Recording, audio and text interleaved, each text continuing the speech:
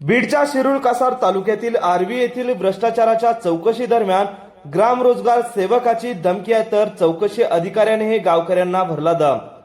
चौकशी समिती येणार असल्याचे कळताच रात्रीतून पेवर ब्लॉक बसवले। चौकशी समिती समोर झाला गोंधळ।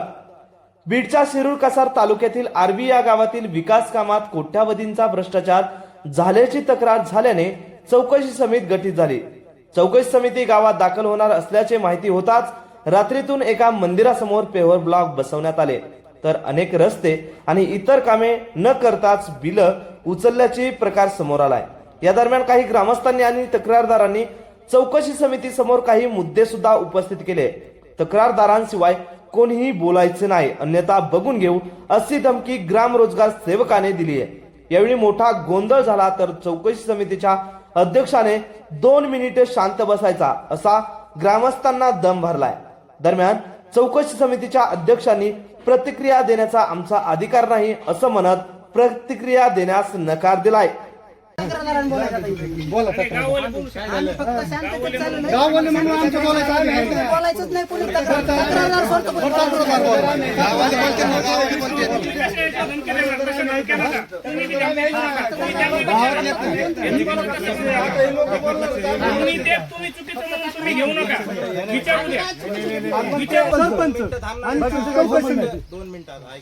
बाईट देता येणार नाही। नाव काय तुमचं? वकील सर।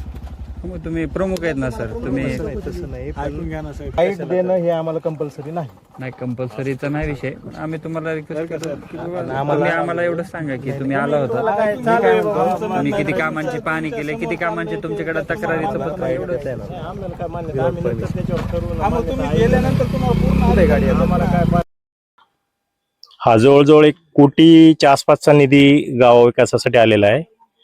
चौकशी समिती म्हणजे एक हास्यास्पद प्रकार आहे हा, की कारण सुरुवातीला ज्यावेळेस तक्रारदारांनी तक्रार दिली त्यावेळेसच त्या चौकशी समितीतले जे व्हिडिओ आणि चौकशी समितीत जे लोक दिली होती त्यांनी लगेच मेडिकल रजा टाकून ते सुट्टीवर गेले। त्या दिवशीच या चौकशी समितीवरती पूर्णपणे गावकऱ्यांचा संशय निर्माण झाला होता।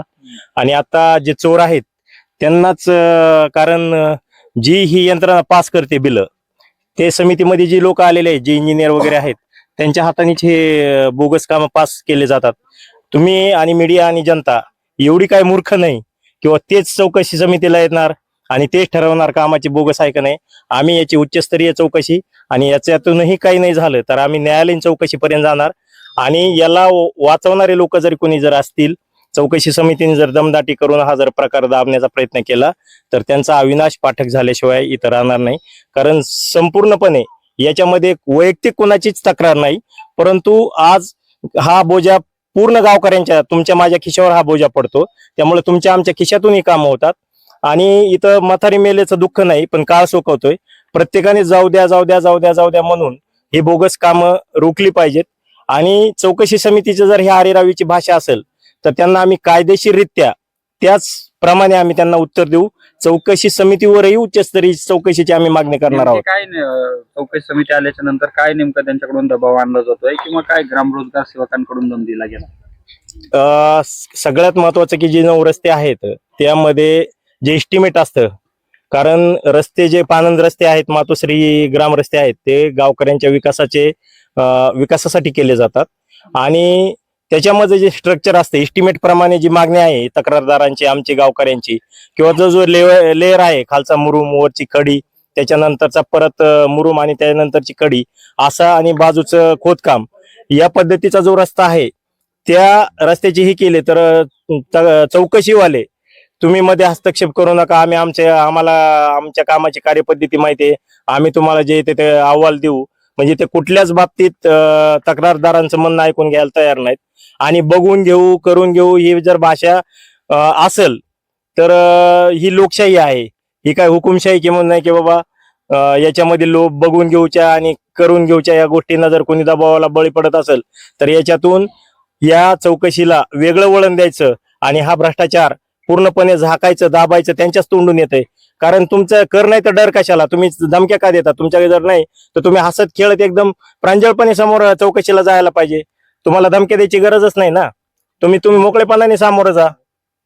हो, त्याच्यामध्ये एक तर सगळ्यात महत्वाचं पेवर ब्लॉक महादेव मंदिर जे नॅशनल हायवेच्या कडेला आहे, त्या ठिकाणी ते महादेव त्याचा कोड तिथं आहे. परंतु त्यांनी अचानकपणे रात्री चौकशी समिती येणार म्हटल्यानंतर त्यांनी खंडोबा मंदिरासमोर ते पेवर ब्लॉक बसवले आणि त्याची चौकशी केल्या असता आता उडत अशी चर्चा आली की बाबा आम्ही ग्रामसभेचा ठराव घेऊन त्याचं नियोजन बदललं, त्याचा कोड बदलला, असं काही कायद्यात आहे का त्याच्यावरही आम्ही म्हणजे माहिती घेऊ जिल्हा परिषद कडून. आणि अचानकपणे असे कुणालाही अधिकार आहेत का ग्राम लेवलला की बाबा कुठलंही काम मंजुरी दिली तर कुठलंही काम कुठेही करायचं, जर असेल तर मग जिल्हा परिषदचे शिओ आणि बीडीओ यांना सरकारने मोकळं करावं आणि ग्रामपंचायतला सगळी स्वायत्तता देऊन टाकावी. त्यांनी मनाने कुठेही कामं करावी त्यांच्या. कामाच्या संदर्भात तुमची तक्रार आहे, आता चौकशीला काय नेमकं? आमची 15 वित्त आयोगामधून 15 कामाची तक्रार आहे.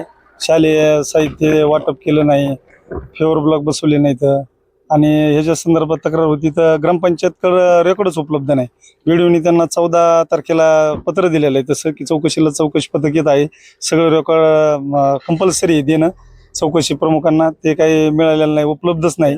आणि चौकशी समितीला मी चौकशीत हे रस्ते मोजीत चाललेत एमआरजीएस मधून झालेले, त्यांनी लांबी रुंदी आणि खुली मोजलेली नाही, फक्त लांबी मोजीत चाललेत बाकी. आणि त्यांचं असं आमचं मत आहे की ते मॅनेज झालेले असावं, कारण की सकाळी येतानीच ते 12:15ला इथं आलेत आणि आता बंद करून जायचं म्हणतात ते. आता बरं किती नेमके रस्ते झालेले नाहीत आणि किती कामं झालेच नाहीत ज्याची बिलं उचलली गेली? फेवर ब्लॉकचं महादेव मंदिर आहे उदाहरण तुम्हाला दाखवलंय ते आम्ही की तिथं फेवर ब्लॉक झालेलंच नाही, अंगणवाडीला साहित्य दिलेलंच नाही. रस्ते किती आहेत असे? रस्ते त्याच्यात एकूण 9 रस्ते इथं झालेच नाही. 9 रस्ते मध्ये 2 झालेत ते दाखवलेत, पण ते अपूर्ण रस्ते भरावा करून नुसतं खरीप टाकून ते रस्ते केलेले आहेत. चौकशी समितीने योग्य पद्धतीने चौकशी केली का? तुम्हाला मगाशी आरेरावेची आणि दम देण्याची भाषा वापरली जात होती, तर तुमचा चौकशी समितीवरती विश्वास आहे का? काय नाही, चौकशी समितीने आल्यापासून पहिल्यांदा ग्रामपंचायत मध्ये उतरले आले तेव्हापासूनच आम्हाला दम देते, तुम्ही बोलू नका, मध्ये बोलू नका, आमचं कळतं आम्हाला काय काम करायचं तर आम्ही आमच्या पद्धतीने मोजणी करू, चौकशी करून जाऊ. म्हणजे याचा अर्थ की ते चौकशी समिती आणि ग्रामसेवक यांचं संगनमत होऊन ही चौकशी समिती काही करू शकणार नाही याच्यात आणि काही चौकशी करणार नाही. असा जर दम भरला जात असेल आणि दबाव टाकला जात असेल तर आम्ही वरिष्ठांकडे जाऊ, न्यायालयात दाद मागू, अशी प्रतिक्रिया ग्रामस्थ आणि तक्रारदारांनी दिली आहे.